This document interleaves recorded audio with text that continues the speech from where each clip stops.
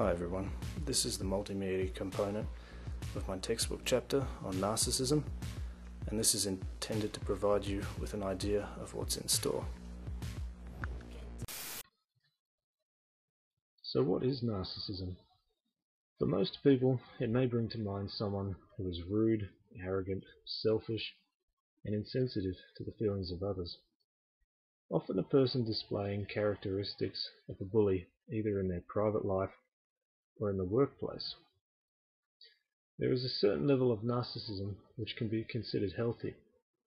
For example, having self-confidence and being assertive in achieving certain aims can be perceived by some people to be rude or arrogant. However, it does not necessarily make someone a narcissist. More precisely, these traits only become pathologically narcissistic in their extremes, and this is determined when certain levels of traits are displayed. More about that further on. The concept of narcissism is believed to have originated in ancient Greece as the story of Narcissus. There are, however, a number of different accounts, but the most consistent elements are as follows. Narcissus was a young man who was loved by everyone, yet he refused to return the affection that was given to him. However, on glimpsing his reflection in a pool of water, he falls in love with it. While pining over it, he eventually ends up drowning himself.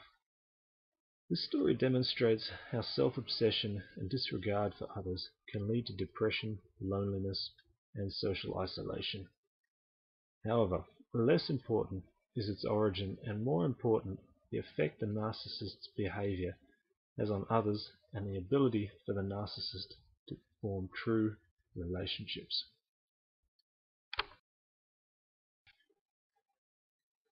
Around 1914, a number of psychologists, including Sigmund Freud, were puzzled by the phenomenon of psychosis and how patients appeared trapped, like Narcissus, in a world of their own. This would lead Freud to review his psychoanalytic theory in order to better explain narcissism. At first, Freud saw libido, the driving, motivating energy, as being focused at people and objects which are external to the self. However, in a narcissistic state, he felt the libido had been so withdrawn from external objects and focused onto one's own ego that the outside world ceases to exist. Kohlert's theory was similar to Freud's. He developed self-psychology and the concept of the self. He regarded narcissism as a normal phase of development and critical for a normal self rather than a pathological condition. He believed that deficiencies or excesses in the self-concept would lead to negative emotions and feelings of loneliness and alienation. Essentially, to deal with these feelings, one may create a grandiose and exhibitionist facade and grossly exaggerate their talents and achievements. The current Diagnostic and Statistical Manual of Mental Disorders, the DSM, defines narcissistic personality disorder as a pervasive pattern of grandiosity expressed via fantasy and behavior, need for admiration, and a lack of empathy and concern for the needs and feelings of others.